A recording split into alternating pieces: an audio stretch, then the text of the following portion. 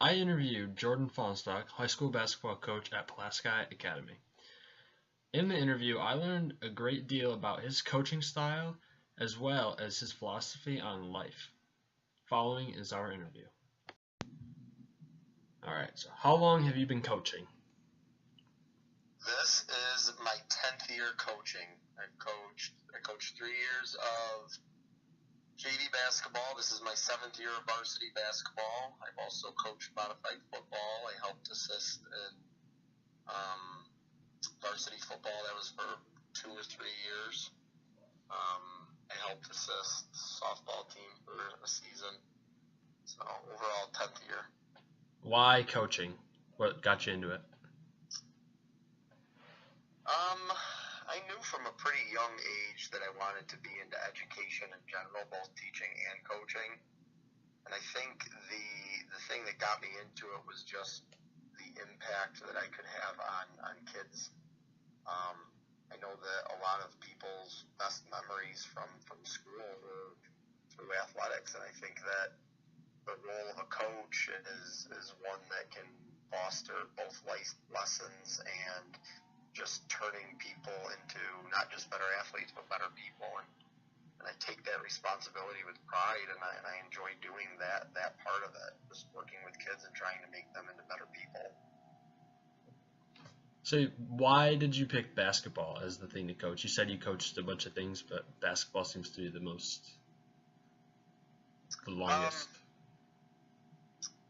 I think that obviously basketball has been something that has always been my passion in terms of sports. Like when I played sports and participated in sports, I ran. I was mostly a runner. Track. I had a lot of success in track, but then I obviously had a lot of success in basketball as well.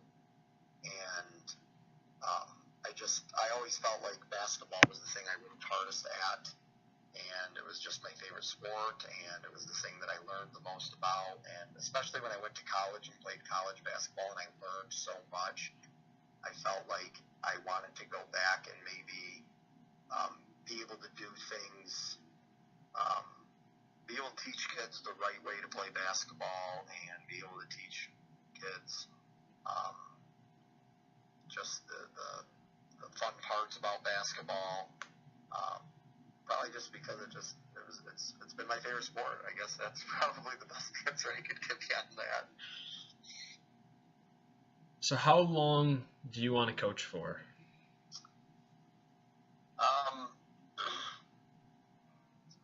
When I first started coaching, I probably would have given you the answer that I wanted to be like the Jim Boeheims and the Coach K's and coach till I was like 70 years old. And I'm not saying that I wouldn't want to do that, but I think best answer for that question is as long as my career allows me to. I don't really know where my career as a teacher is going to take me. I have entertained the idea of maybe going back to school and getting my administration.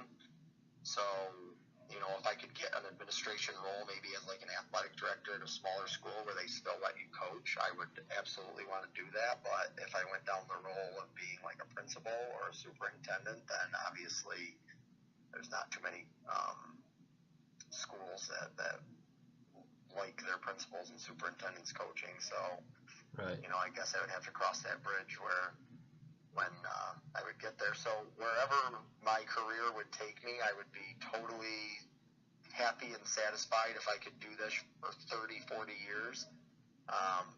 But if I had to sacrifice it for my career, I guess I would. But I would still try to find some sort of a capacity to do it, whether it would be, helping in the off season or coaching a youth basketball team. I don't ever see myself not coaching in some way. Now, what would you say your greatest achievement as a coach is right now?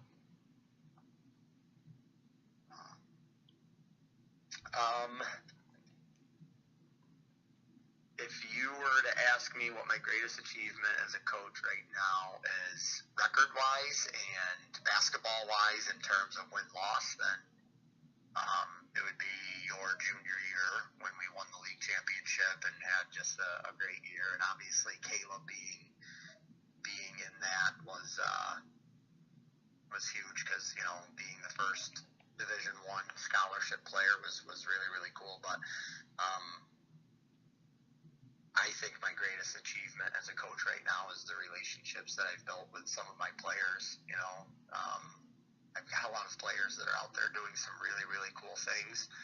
And, like when I see you and I see Caleb and I see my brother and I see Kyle Kohler and I see what you guys are doing out in the real world and the impact that you guys are having, maybe without you guys even knowing, I think that's the thing that I'm the most proud of is seeing you guys do good things.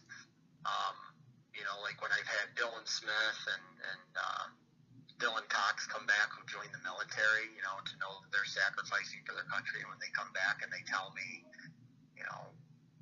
you as a coach and the things that you did through basketball prepared me the most for the military. Those are things that I really get proud of because through coaching, it's more to me than just wins or loss. I want to prepare you guys for life.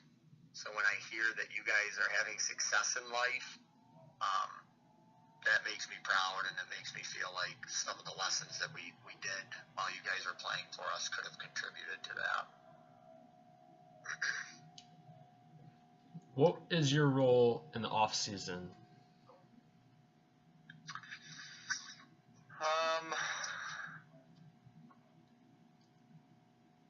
My role in the off season as a basketball coach, I think, is to get guys better individually. I've always felt that. That's always been a part of my philosophy. Is I think, once the season is done and over with, I think it needs to be a primary focus of getting guys to be better, just better athletes. Try to get them in the weight room, try to get them in the gym and work on skills and just try to make them a better individual player and athlete. I think it's also important in the off season to continue to maintain some type of relationship, because I have seen coaches before that it just appears from the outside anyway, looking in, that they're only sold on you as an athlete when you're in their season. They only care when it's baseball or track season or football. That seems to be the only time. So I think fostering those relationships and continue to build those relationships, I think, makes for a better relationship when the season is. So, I make it a point to, if I have a player that plays baseball or runs track or plays football, that I'm going to be present at those games and be there, because, I think it's important to continue to show them support in other avenues of their lives, because then they realize this guy cares about me more than just being my point guard or my center or score 20 points for me, but he actually cares about me as a person as well.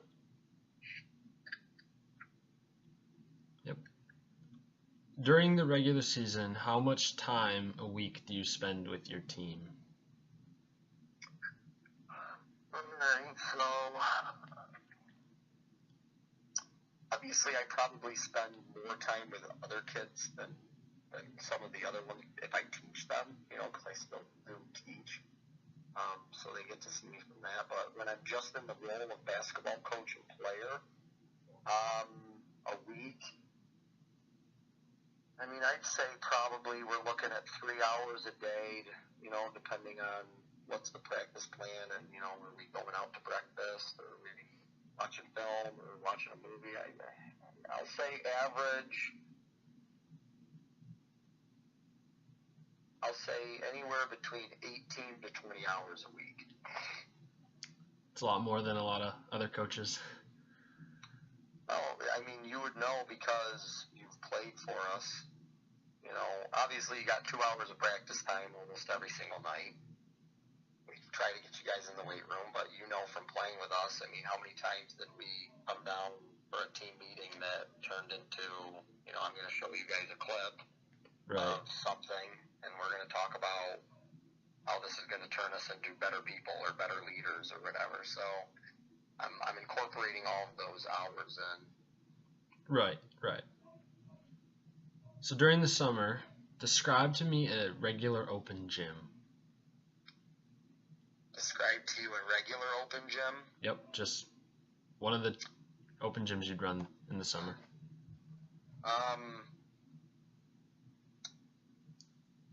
It's changed a little bit from when I first started coaching till now, because I think that there's exterior factors like AAU basketball that make it so that kids today playing sports, all they want to do is play. And I think that they look at, I'm coming to an open gym and doing skill building for 2 hours, they look at that as being boring, and we're a society of instant gratification now. We're a society of fast-moving action. And I got tricked on that for a couple of years because I got too consumed with trying to put a lot of different drills in so that people would stay engaged. And I don't think we got out of it what we should have. So, with so much playing, I think a lot of kids, I've had to try to balance it. And I've struggled at times trying to balance that. But if I said what an average open gym would look like, now we're gonna work at least an hour on skill development. Whether that's traditional ball handling and dribbling and shooting, or us trying to mix the combinations together. We're gonna try to do an hour of that. Because again, off season to me is you becoming a better player, and in order to become a better player, you got to do that stuff. Then we're gonna mix in, a half hour or so of drills and teaching and trying to teach our philosophy of defense and offense, but doing that through drills, whether it's 3-on-2, 2-on-1, or whatever other drill we're going to use. And then at least a half hour of 5-on-5, getting kids to be able to play, and I think that they enjoy that. I think that they enjoy that aspect of it, and I might not have done as much of that when I started, but I have mixed that in a lot more now. It's a good balance. Now, earlier you mentioned you would always be coaching some youth, or if you couldn't, coach a high school. What is your role with the youth basketball community around you right now? When I first started, I was a part of it, as in I would show up and I would run a clinic at least once a year, because that's your feeder program. You've got to have some sort of a connection with them. But I didn't have to take as much of a hands-on because the individual that was running it, he actually was my varsity basketball coach in high school, and he had coached some JV before I had come back. So I trusted that what he was doing on a daily basis was good, and we always talked and communicated. But I would go down and watch a Saturday game here and there, and we would always run at least one. We would run one Saturday skills day for the youth program, and then we actually started a summer basketball camp. We were getting, for a small school, getting 40, 50 kids is pretty good, I think.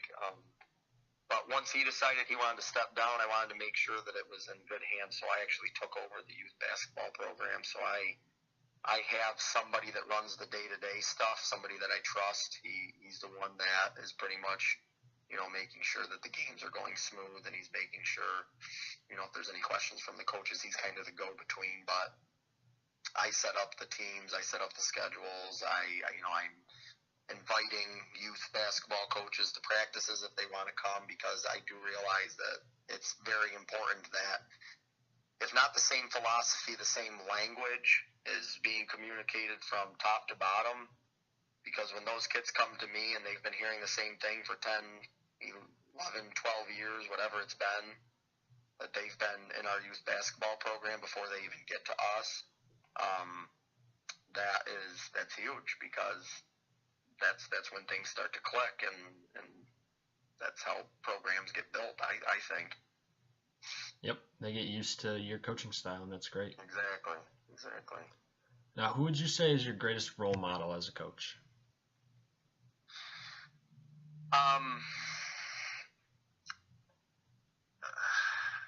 Like, am I looking at other coaches or just in general? Yeah, who, as a coach, like, what coach would you say was your biggest role model? So many of them. I've read so many different books and heard so many different people speak. I've read things from John Wooden on the Pyramid of Success. I've read books by Roy Williams. I've read books by, I know Jay Billis isn't a coach, but I think he's got just a really good mindset on toughness and athletics in general. I read his books. I read Pat Summitt's book is a phenomenal book.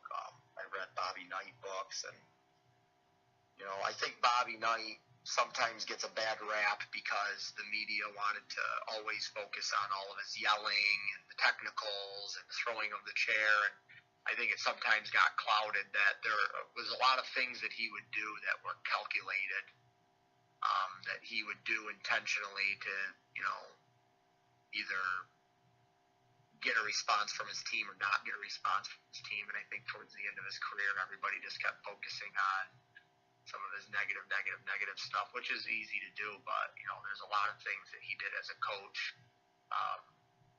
that were really, really good, and you can definitely take, like, I had an opportunity to watch him speak, and his attention to detail was absolutely incredible. You go and you watch a guy like Bobby Knight, who's a Hall of Famer, you're expected he's going to show you, the next great thing, and nothing that he was doing it was basic stuff. But he made sure that those people that were doing that drill, they did not leave that drill not till they could get it right, but until they couldn't get it wrong. And I thought, wow, that's really, really cool, because how many times do you get stuck in the mistake of, okay, we did it right, let's move on. Well, you did it right one time, but once you like that we do it right, 9 out of 10 times, you know what I mean? So, Right.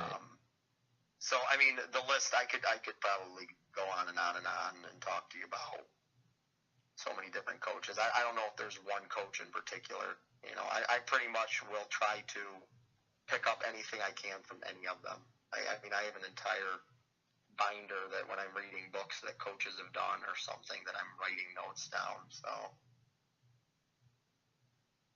Now, who in your immediate circle influenced you to become a coach? I know family is usually a big part of this. Yeah. I always have looked up to my dad. I mean,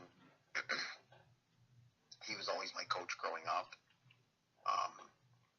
And probably the fact that I feel like I am a high demanding coach. At times I think kids think that they can't please me because I'm always pushing them to do better. And I think that that's where that comes from. My dad was always pushing me to be better, and he would, tell me the things that, I needed to work on, and the things, and at times I felt like, man, I can't make this guy happy at all, but that wasn't the case at all. He just was always pointing out to me that there's always something that you can improve on. There's always something that you can get better at, and I think that's probably where a lot of that comes from in me, and the way that I pass that on to other kids, because I feel that sometimes kids think that they can't please me, which isn't true. I'm just always constantly pushing them to be better in something different. What would you say your greatest strength is as a coach, and then weakness?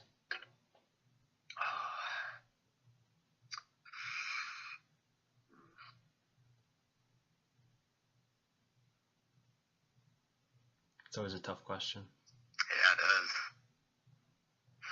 My greatest strength as a coach, I think, is my ability of self-reflection. Like, whether it's a win or a loss, I'm constantly going over in my mind what I did, what we did, what we could do better. And I think it allows me to challenge myself on a day-to-day basis to not get content and always to try to get better. Obviously I take losses a lot worse than I do wins, but no matter if it's a win or a loss, I'm constantly questioning myself. Did you do that the right way? Could you have done this a different way? And it helps me to continue to try to go out and learn new things. Because I think at certain times you probably could be like, oh yeah, I feel like I got a good handle on this. And I think the kids that I'm coaching, things are going to change constantly here. So, I think I that's my biggest strength, is my ability to reflect on things. My biggest weakness, I wear my emotions on my sleeve, and at times I think that can cloud your judgment in terms of living in the moment and not seeing a clear picture. And I've actually tried to do a better job of controlling that. Control your emotions. Don't wear your emotions on your sleeve so much, because I'm passionate. I'm very, very passionate in everything that I do.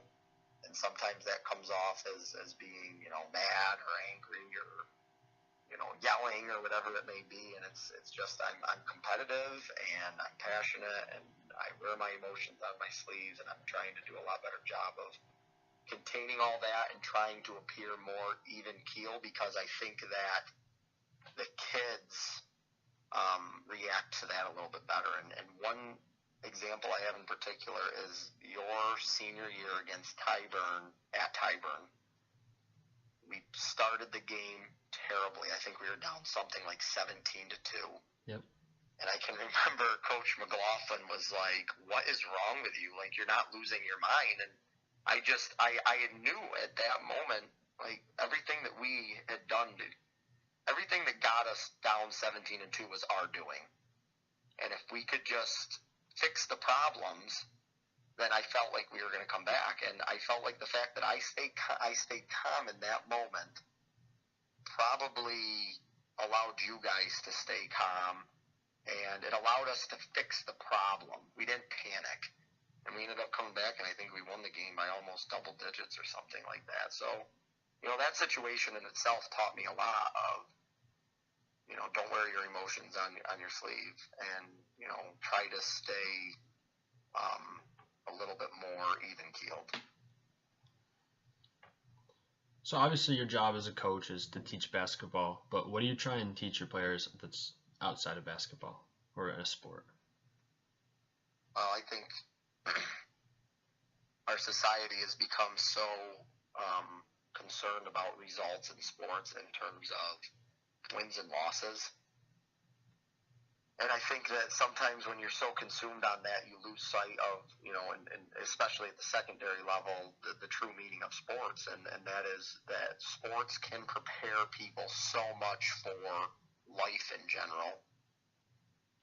You're going to get knocked down in life. You're going to have setbacks in life, but you can't run and hide. You've got to plug through it. You've got to continue to wake up every morning and attack life in a winning mentality of trying to be successful. And if you're not going to do that, then what's the point of living? You would hope that everybody that you coach wants to be successful in life, and what that looks like for different people, that's different. But I try to use sports to teach valuable life lessons, and I try to use sports to motivate kids to be better people and just want to be successful in life and want to go out and make a difference in their communities and to their families, and be good husbands and be good fathers. And that's why we do things like holiday gift baskets and going and helping and doing those things, because that's what it takes to be a good person.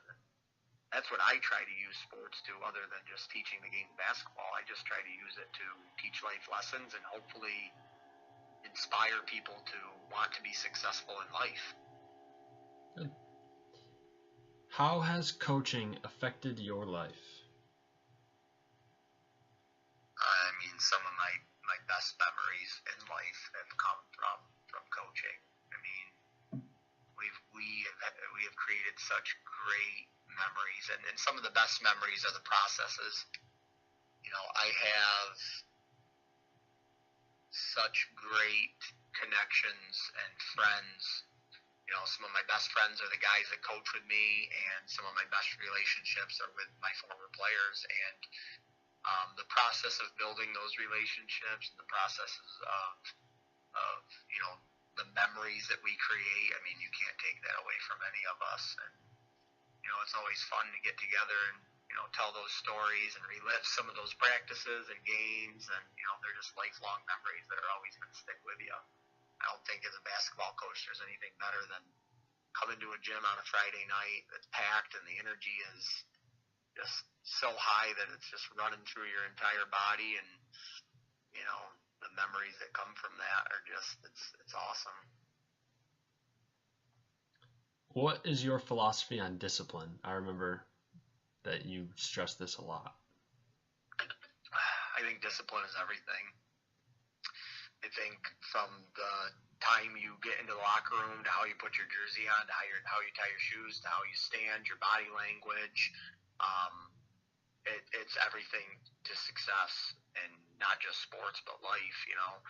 I mean, how many times do you watch a football game on Sunday and penalty flags are killing them, or not holding onto your block, and that's just discipline. Doing it over and over again and doing it right, that takes discipline. So, I think it's important to talk about your expectations of discipline. I think it's important that every day you are not lenient on that, because if you let that go just one time, that could cost you a game. That could cost you something in life. I mean, you have to have disciplines in every avenue of your life. You have to understand what your strengths are and what your weaknesses are, and what you can do to either what you can do to play up those strengths, and what you can do to limit those weaknesses. And that is, I think a team that is more disciplined and less talented can beat a team that is more talented but less disciplined. Right, that's a good lesson to carry on with too. What do you do as a coach to improve? I mean, I talked to you a little bit about my reflection and what that creates. I mean, when you're a coach and you're doing certain things, you're constantly looking at it in the eyes of a coach. So obviously I can sit here and I can tell you, yeah, I go to clinics. I go to clinics, I listen to other coaches, I try to engage in conversations with other coaches, because you learn so much from other people, and you can always take something away. But, for example, Coach McLaughlin went for his work. He's doing insurance stuff, and he had a chance to go see Jay Billis speak. And he's there for his job, but some of the things that Jay Billis is saying, the first thing that Coach McLaughlin says to me is, our guys will learn so much from this. You're constantly looking at, how can I bring this into my role as a coach? If I read any book, whether it's a book on, actual sports stuff, or it's just a book on how to be better, I can instantly picture how I can carry that over into the world of coaching and what I do in that case. So, reading books and seeking people out and, self-reflecting, I think those are all just huge parts of becoming a better person and coach. Great. And listening to the criticism of other people.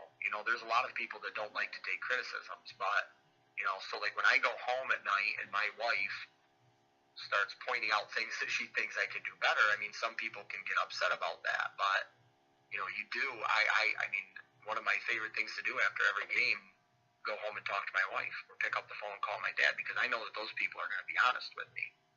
Right. And, you got to listen to that stuff. You can't take it personal if you want to get better. What would you classify as a successful season?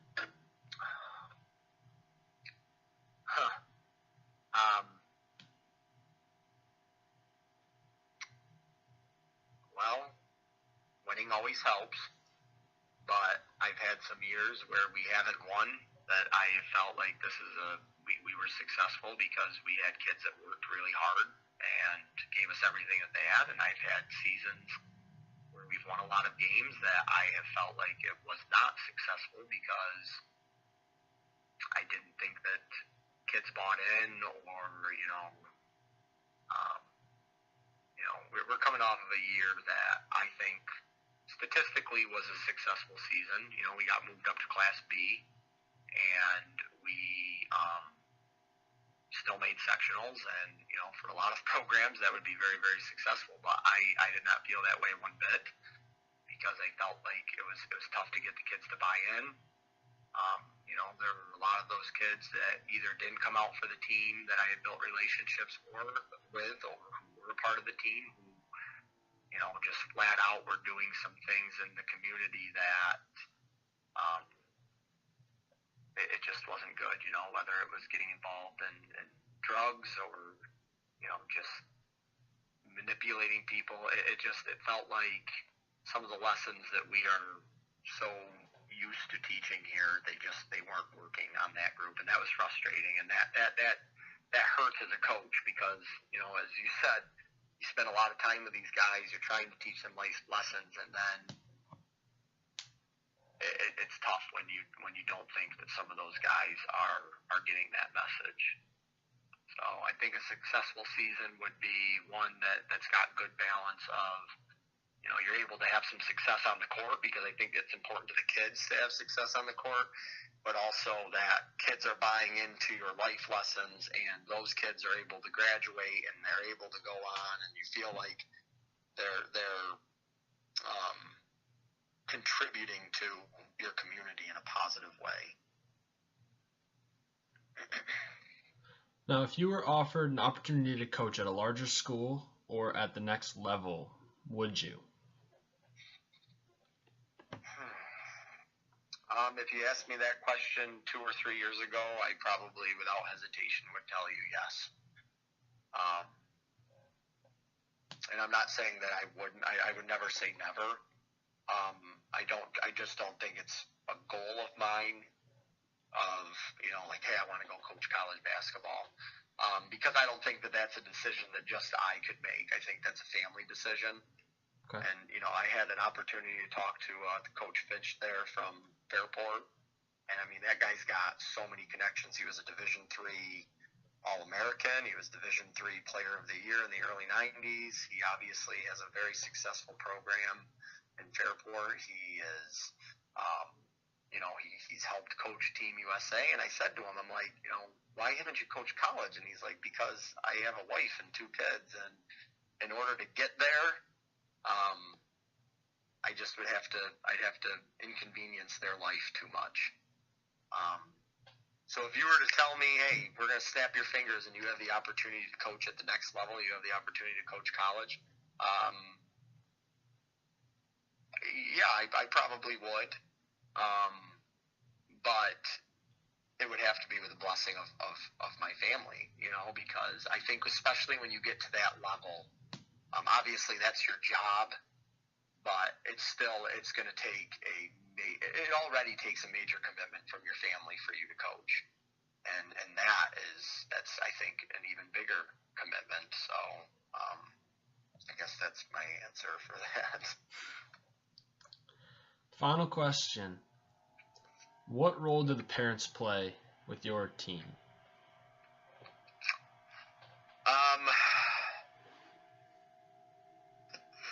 When I first started coaching, you were very guarded and sheltered, and you didn't want any contact with any parents because you just didn't want them to question anything that you were doing. And then as time goes on, you're like, well, you know, I've got nothing to hide in philosophy. I've got nothing to hide. And I think I've painted that picture clear to parents when they come in of, you know, you got a question, you can come and talk to me about it. And in years, you know, when you were coming through, we were playing tournaments all over. Our parents needed to take a huge role because to get you guys places. And that's fun because then it's a process that everybody's working with. You know what I mean? Getting to know different people. Right.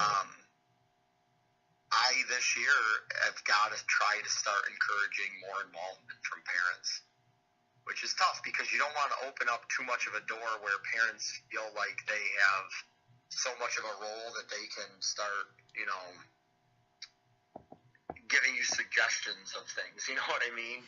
Yeah. You know, us and the coaches and the players, we're there every day. We're the ones that, you know, are seeing where our team is at.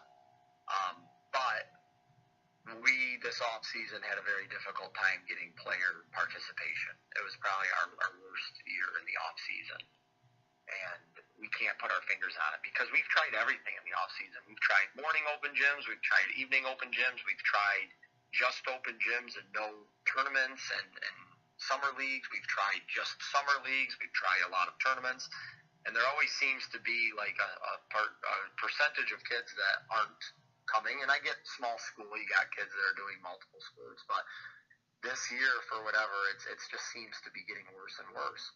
And I think we need to start bringing some parents in to, hey, what can we do to get your kids involved? You know, how can we build this into more of a family atmosphere where the parents are feeling like they are just as involved in the success of a team as, you know, I am and the players are. So if you ask me that question in another year, I probably would have a better answer for you.